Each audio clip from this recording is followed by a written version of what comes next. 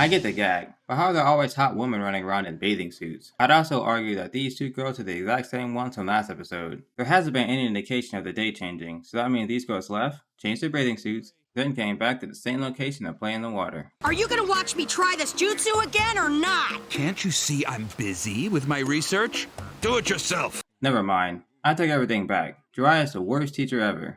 Okay, I will, and this time I'm gonna summon a frog the size of a house. What? Where's the blood splat? He's not even bleeding. Summoning jutsu!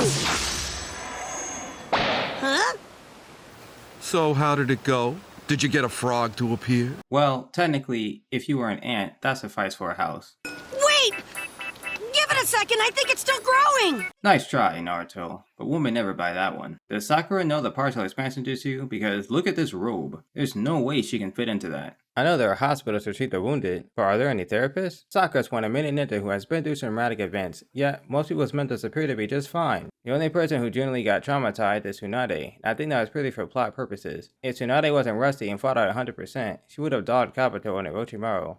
Hey, come on, Sakura! Are you still asleep? When are you gonna come down here and help me? I wasn't sleeping! I'm busy! I see. Well, when won't you be busy? Later! What? What's with the lack of communication? Sakura's mom knows she's a ninja and she just returned from the Chunin Exams. Did Sakura's mom even ask how the exams went? Judging from her mother's tone, they either didn't speak or Sakura was extremely vague. A simple, "Oh my god, Mom, the Chunin Exams were terrifying. I almost died. My friends almost died. We all almost died. Some super creep with a jawline that would impress the Crimson Chin attacked us. There's no way this guy was a Genin. He summoned a snake the size of Godzilla and I was completely helpless. I felt so useless. All I could do was watch my teammates suffer. Luckily he let us live, but still, it was so horrifying." Would have sufficed. That at least would have brought Sakura a week in solitude. A feeling of yearning, a flower full of hope. I like the way this episode sets its tone early on by having Sakura narrate the title. It's a subtle way letting the audience know this episode is about her. This line sounds so weird to me. Some of you may not yet have heard the news. Surely it's not just me, right? The body of Hayate Gecko was found near Kikyo Castle. This has to be Orochimaru's doing. Well, yes, but actually no. Hayate's blood is on Kakashi's hands though. In fact, cancel that. His blood is on everyone's hands. They all knew about Orochimaru and Kabuto, given that they were only surprised by Hayate's death. That means they knew something big was brewing, but only Hayate had the balls to do something about it. There's literally no reason for Konoha to sit back and let their enemy's plan unfold. Also, I can't imagine Gaara picked up Dosuke's body and moved him. So what about him? Does his life not matter? I really appreciate the scars the background characters have. It'd be weird if there weren't any ninja with battle scars. Also, fun fact, all the men are sitting cross-legged while the women have their legs beneath them. But we don't know for sure if I say, cancel the Chunin exams and go after Orochimaru. No, I think not. So he's an idiot. Yeah.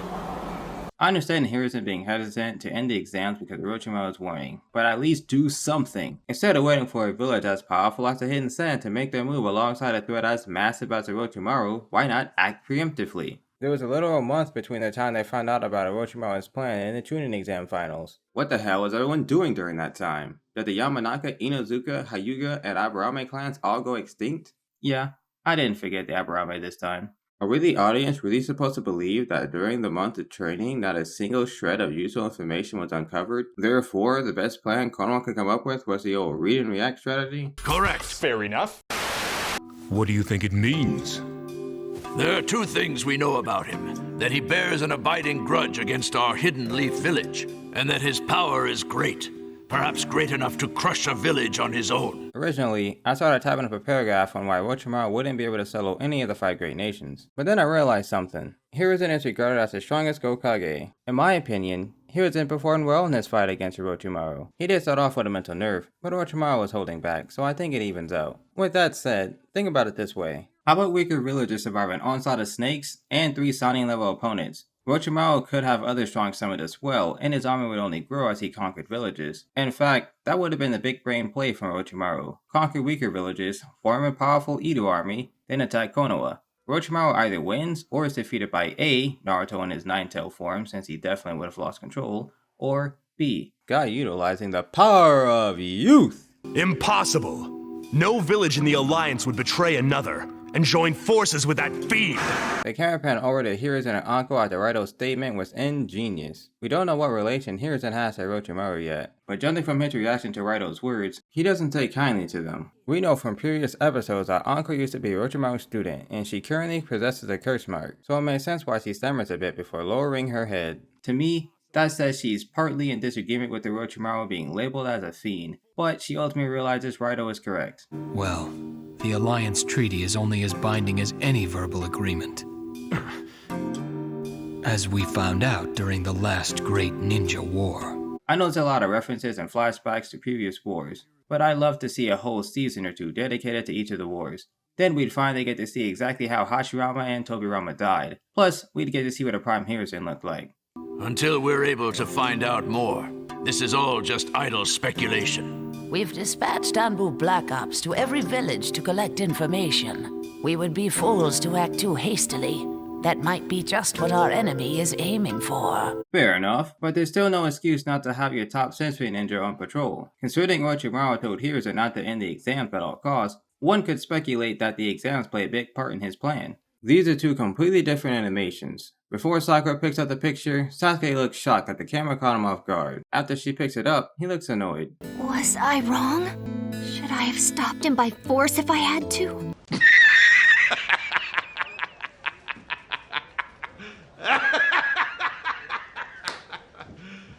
You serious? Well, standing here worrying isn't gonna do any good. So, Sakura's finally realized that she's fodder and needs to train, right?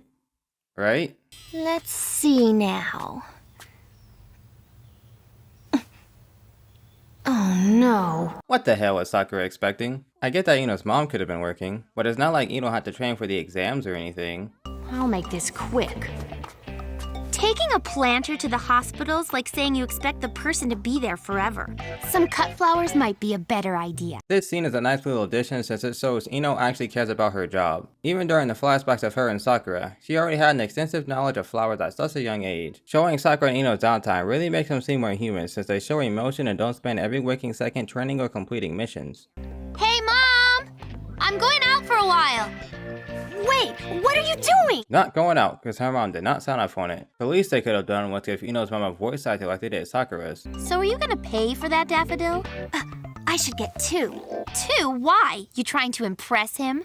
1 for him, and another for Lee.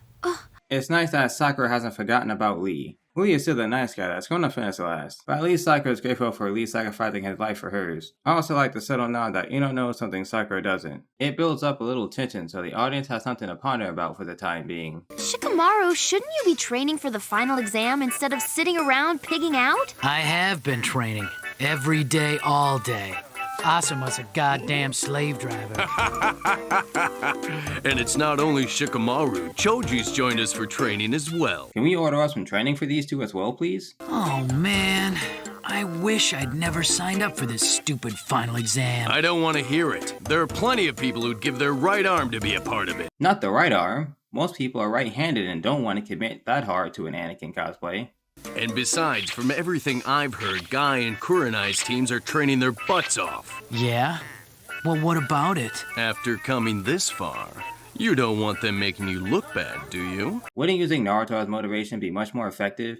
The guy went straight from Korin to bodying Kiba quick, fast, and in a hurry. I appreciate Studio Pira adding in these brief scenes of team guy and teammate trading versus just telling us. It's a small detail that adds quality to the show. I'm not sure why Kurenai is allowing Hinata not to participate though. If she falls behind, she'll become a liability. Team Baki, however, doesn't appear to be doing much training. I doubt Garo would follow Baki's guidance anyway. Just look at him standing disrespectfully in the background.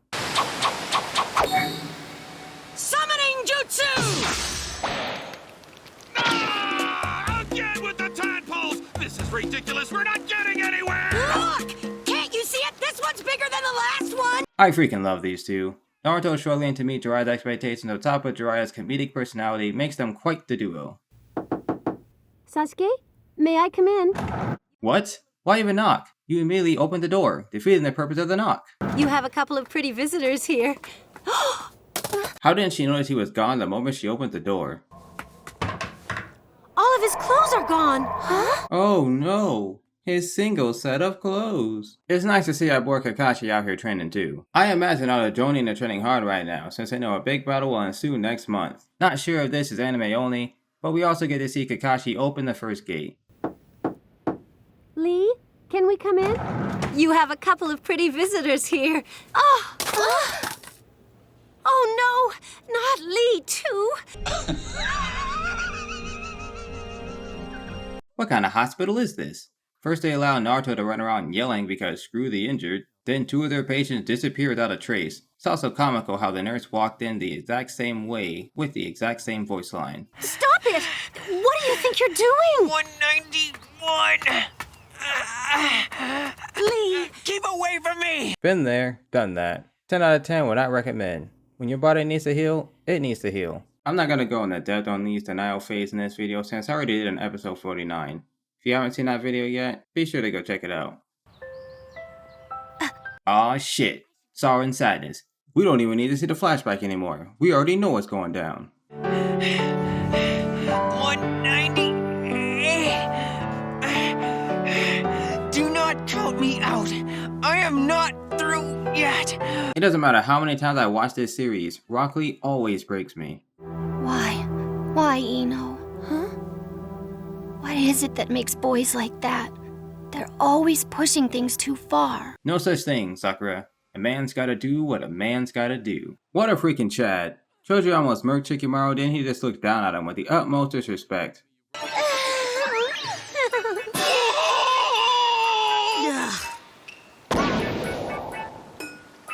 Wait, that's it? That wasn't very long. That's what she said. Summoning jutsu! Victory! Hopeless! Why do I waste my time with you? What, are you blind? Huh?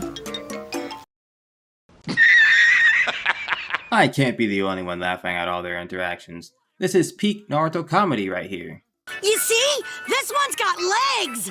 Great! Now just give it 2 arms and a brain and maybe I can train it! You can't get funnier than that, ladies and gentlemen. That concludes episode 55. It is down and in the playlist. Thank you all for watching till the end. Remember to hit that subscribe button if you haven't already, and I look forward to seeing you all in the next video.